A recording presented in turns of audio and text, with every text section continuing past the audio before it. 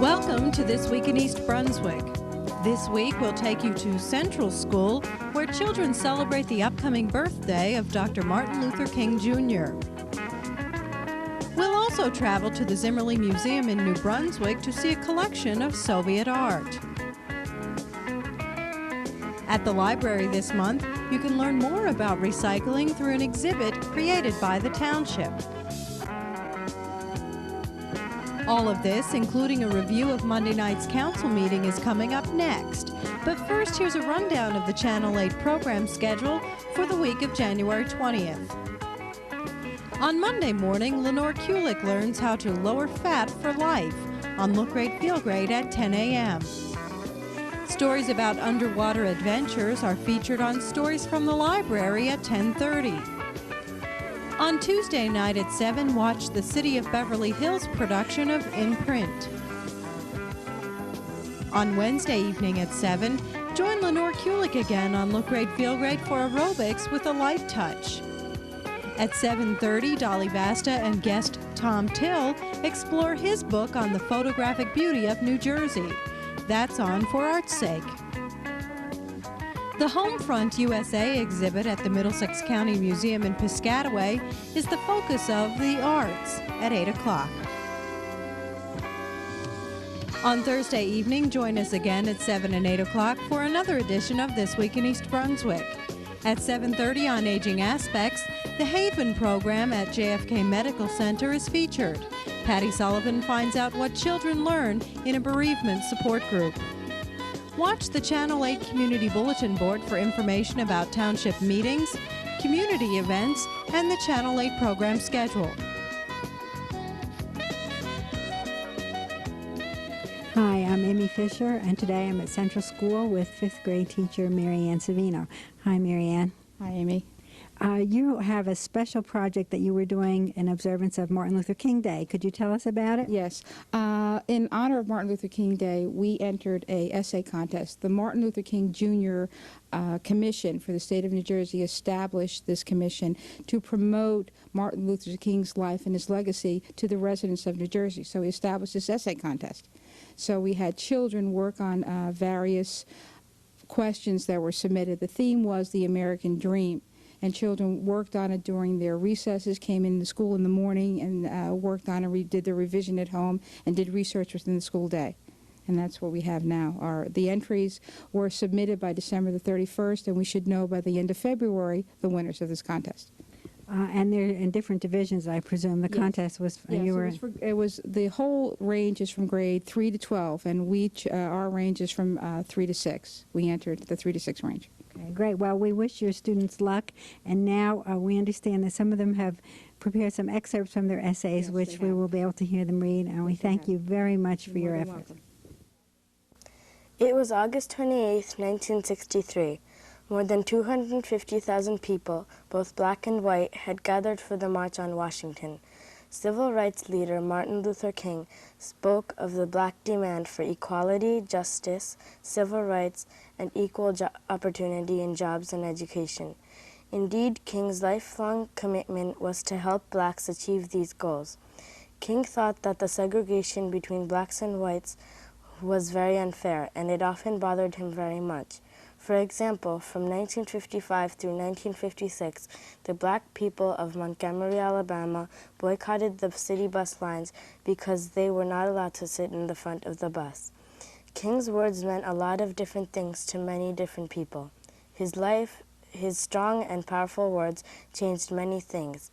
Even after his assassination, he was an idol to many. He proved that even a black person could change social attitudes just with words and no violence.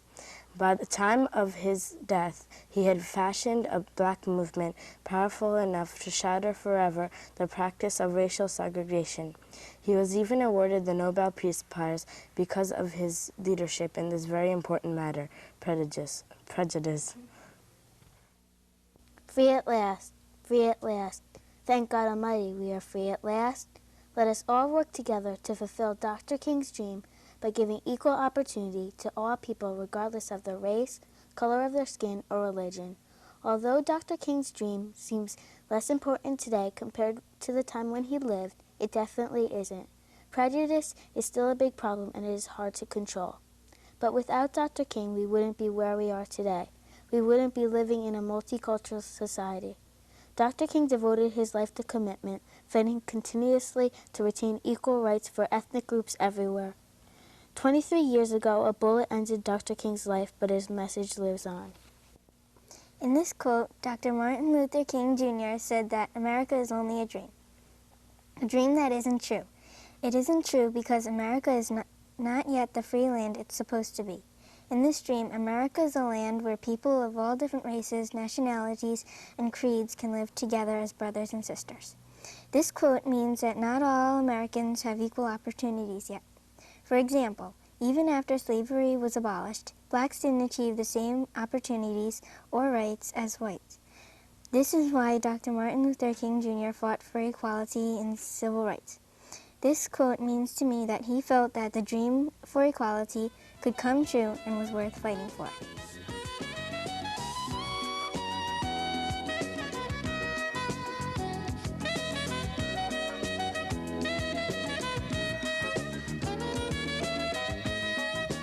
The library is featuring a display this month on recycling in East Brunswick. The township's Department of Public Works has created a schedule and information on what residents can and cannot recycle under the new commingling recycling program. While residents have already been sent a pamphlet on the information, extras are available at the library's reference desk. The display features alternatives to throwaway products such as grocery bags and paper plates. It also shows how you can become an energy-efficient and environmentally conscious citizen. The exhibit will be on display throughout January at the library. For information about recycling in the township, call 390-4790.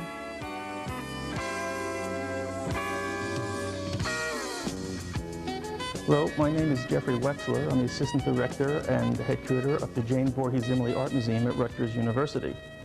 Right now I'm standing in front of an entrance painting of the exhibition New Directions, which is in a sense a celebratory exhibition for us because it marks the 25th anniversary of the existence of the Art Museum at Rutgers University. Originally called the Rutgers University Art Gallery, it changed its name to the Jane Voorhees Zimmerli Art Museum in 1983 when there was a major expansion. Now we have plans for more expansion, especially in light of very new, large, and important collections that have come to the university in recent years. And this exhibition, New Directions, shows some of those new collections, which are quite vast and quite important. The one that I'm standing in front of right now is a work from the George Ryabov collection of Russian art, and as we'll see later, there's also a collection related to that of the Norton and Nancy Dodge collection of nonconformist art from the Soviet Union. These Russian and Soviet artworks put together create a vast resource and important collection for Rutgers, which amounts to works comprising approximately 7,000 individual pieces. And this will range over the entire history of Russian and Soviet achievement in the arts. So this is a very important exhibition for us and something which is quite unique, as far as we know, in the United States. What we might have at this point, because of the huge number of artworks in the collection, is the largest collection of Russian art and Soviet art outside of Russia. This first painting we have here is from the George Ryabov collection of Russian art. Mr. Ryabov was born in Poland of Russian parents, and he emigrated to the United States in 1949. He then received both his bachelor's degree and his master's degree from Rutgers University. For the past 40 or so years, Mr. Ryabov has been collecting work made by Russian artists, trying to create a collection which shows the entire range of history of Russian art. The earliest work in his collection is a small religious item from the 14th century. The latest is work from the late 20th century. So we have a very fine range of work showing the entire achievement of that work of that national origin. The work we have here is by Ilya Repin, which is a very sort of prototypical type of a work that we placed at the beginning of the exhibition because it shows a very typical Russian subject matter, a rural man playing a balalaika. Throughout his collecting, George Ryabov tried to show images which were very much the typical Russian images, the people, their costumes, the land, architecture, that which showed the whole nature, the Russian spirit, which he was trying to bring forward in his collection. One of the best known and most appreciated types of art produced in Russia are the icons that were made under the Russian Orthodox tradition. And these works are very highly appreciated throughout the world, and the Ryabov collection has a good number of them to be presented here. We have various topics, such as the presentation of Mary in the temple and the Transfiguration, all of which show the typical use of tempera and gold of the icon tradition, as well as the very fine craftsmanship based both on Byzantine and Renaissance prototypes. These are very popular and important objects in our collection now. Going to the other chronological end of the Ryabov collection, in the 20th century there are two very important collections, again, subcategories within this collection of Russian art. One is a collection of abstraction, which is a very important part of the Russian contribution to modern art, including works by Kandinsky, Kliun, Rozanova, Popova, and others, works which are related to the constructivist or suprematist forms of art. But another very important grouping is works which are drawings and studies and designs for costumes, stage sets, props, and the like, for ballet, theater, and dance productions.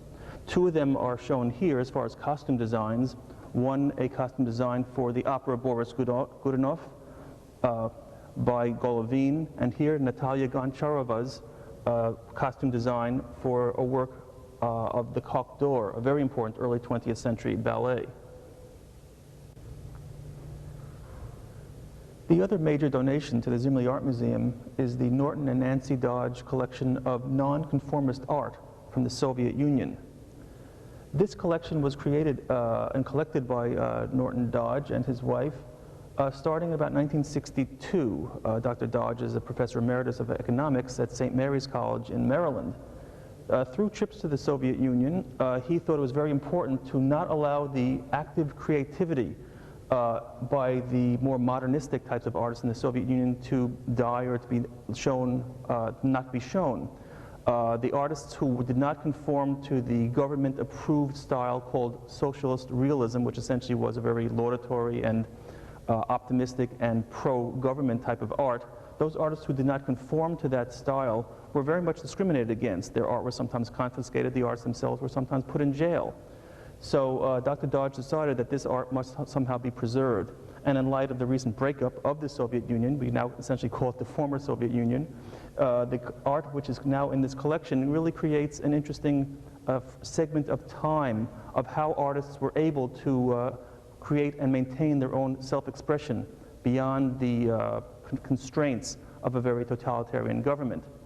Even a work like this by Sergei Sherstyuk, which one might see in context of regular American or Western art, seems a very mild fantasy picture, very realistically painted. Even a picture like this, because it represented a cosmonaut in a not very ordinary or laudatory way, since they were cultural heroes in the Soviet Union, even a work like this was not considered official and accepted. And these are the types of work that he started to collect. The comment by the nonconformist artists about the government or Russian society in general could take many forms. Some could be rather subtle, such as this work by Erich Bulatov, which could show a typical scene on a Russian street with the people walking down to work dominated by a large poster of Lenin. However, that is the point of the painting, the fact that these people's lives really are dominated by an overwhelming image and force of the government. A much more biting type of specific social commentary, though, is seen in this work by David Meretsky, who very directly parodies an important problem in the social life of Russia, which is alcoholism. By taking a traditional Russian icon form, almost a gold background and a circular format, he even shows that this is becoming part of something which is undermining the entire Russian social fabric.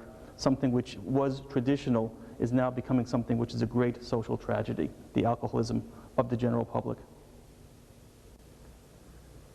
There were, of course, some works of social protest created in the Soviet Union which were so stringent that they had no chance whatsoever of being shown in public. Among them would be these works by Vyacheslav Sysoev, both highly criticizing the society and the government.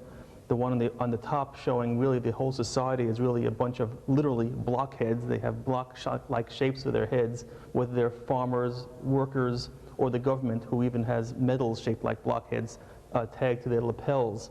even more to the point in terms of artistic and general freedom of expression is another work by Sasoyev, which is simply called Human Rights, when again various people with clubs, mallets, guns and the like either try to destroy books and other types of information which somehow says human rights on it. Again, basically a complete indictment of the political society at that time. The exhibition New Directions, which contains the George Ryabov collection of Russian art and the Norton and Nancy Dodge collection of nonconformist art from the Soviet Union, will continue at the Zimmerli Art Museum until February 25th. There's also a third exhibition as part of the New Directions show, a collection of stained glass and design for stained glass windows and other artifacts created about the turn of the century and donated by Gordon Henderson. This also was within the Krieger Gallery of the Zimmerli Art Museum.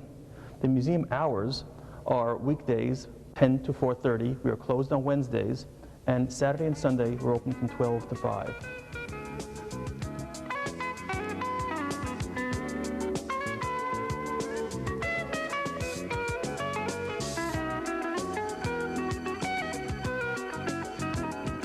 On Monday night, the Township Council started its action meeting by presenting resolutions of congratulations to Edgeboro Plaza and Fashion Fit prescription shoes for outstanding improved appearance. Whereas East Brunswick 18, the East Brunswick Appearance Improvement Committee, has granted awards to East Brunswick businesses who have demonstrated achievements in outstanding appearance, and whereas the East Brunswick Township Council wishes to recognize the outstanding contributions of the owners of such businesses in improving the quality of life for the residents of East Brunswick. Now, therefore, be it resolved.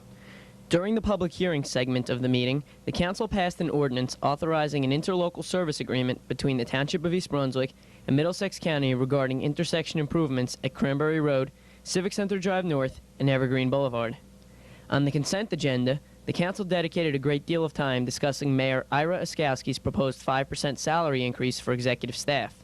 Councilman Hudak expressed concern about the raises. 94,000, 71,000, 83,000. I mean, where do we go from here? You know, I keep saying that every year, and a lot of times I approve these salary raises. But I'm not going to approve this salary list unless the council is going to go over these figures and try to put some type of a freeze on a certain maximum amount. Sure did. Councilman Riccobono feels that the employees already expect the raises. But I also feel that these people have been expecting this salary for a great deal of time. They knew that they were going to get 5%, and that it's a small number of people. I had other ideas where we could possibly take a top figure and give an across-the-board raise with a flat amount, which may have actually worked better. And actually, some people toward the bottom of the salary line would actually make more than, let's say, 6%, 7%. But it's late in the game. That's the way I feel. Councilman Sporn believes that the council did not have the proper data to make an informed decision. I haven't seen any figures, and I'd like to see figures of corresponding salaries by corresponding positions in corresponding townships. And I, for one, am willing to make a decision based upon knowledge rather than evil. Mayor Oskowski responded to these concerns. Within all the different other departments, the MEA, the PBA, and the SOA, we have given 5% increases across the board. This administration notified the council last week that the cost of living, or COLA, last year was approximately 4%. I don't think 5% is out of line at all. I think 5% is a good raise in this economic time. When I first came to the council, I remember the days when not this council, but prior councils gave 9 and 10% increases. Those days are long gone. 5% is not an excessive increase. In fact, I'll tell you, if we compare ourselves to the competition out there, which are other municipalities, I think the 5% is obviously necessary. The council tabled the motion for 2 weeks so that they may review a forthcoming report from the administration comparing the mayor's proposed salaries to administrators in comparable townships. In other council news, a public hearing will be held January 27th for an ordinance authorizing an interlocal service agreement among the County of Middlesex, the Township of East Brunswick, and the Borough of South River regarding the improvement of a traffic signal at the intersection of Old Bridge Turnpike and Prospect Street.